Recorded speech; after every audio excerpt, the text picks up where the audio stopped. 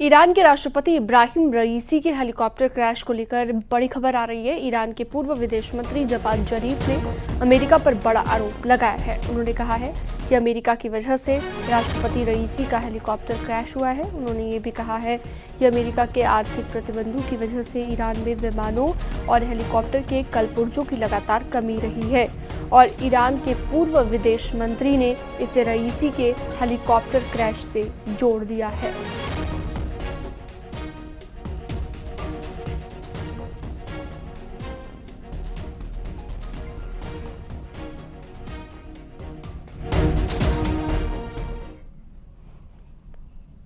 रईसी के helicopter crash के लिए ईरान के पूर्व विदेश मंत्री ने अमेरिका को जिम्मेदार ठहराया है।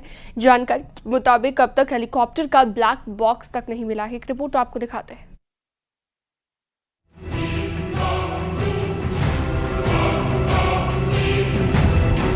ईरान की बढ़ती ताकत पश्चिम देशों से लेकर अमेरिका और इजरायल तक के लिए परेशानी का कारण रही है।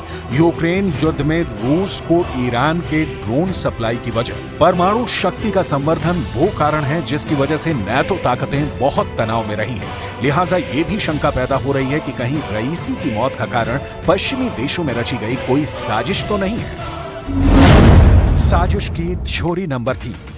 मध्य पूर्व में ईरान बड़ी शक्ति है और इब्राहिम रईसी इस शक्ति का केंद्र थे।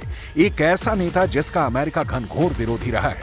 रईसी पर अमेरिका प्रतिबंध भी लगा चुका था। ईरान अमेरिकी प्रतिबंधों के कारण टेंशन में भी रहता था क्योंकि मुल्क की तरक्की में ये प्रतिबंध बहुत बड़ी बाधा है। रईसी के नहीं होने पर अमेरिका या पश्चिमी ताकतें मिडिल ईस्ट में खुलकर खेल सकती हैं।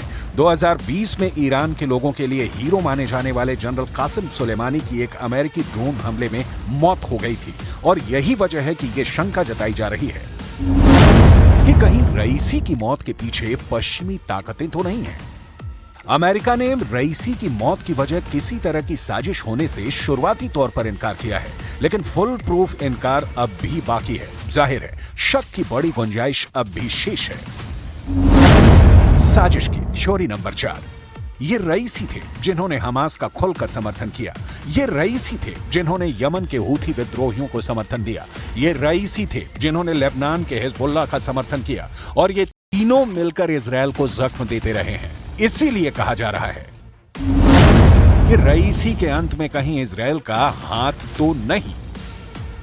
यह तथ्य है कि हमास को ईरान से समर्थन मिलना बंद हो जाए तो गाजा से लेकर रफा तक इजरायल कब्जा कर ले और यही वजह है कि रईसी की मौत का इजरायल से कनेक्शन जोड़ा जा रहा है। इस साजिश को मजबूती देने के लिए कहा जा रहा है कि अजरबैजान में जब रईसी मौजूद थे उसी वक्त इजरायल की खुफिया एजेंसी मोसाद ने उनके हेलीकॉप्टर के साथ छेड़छाड़ की।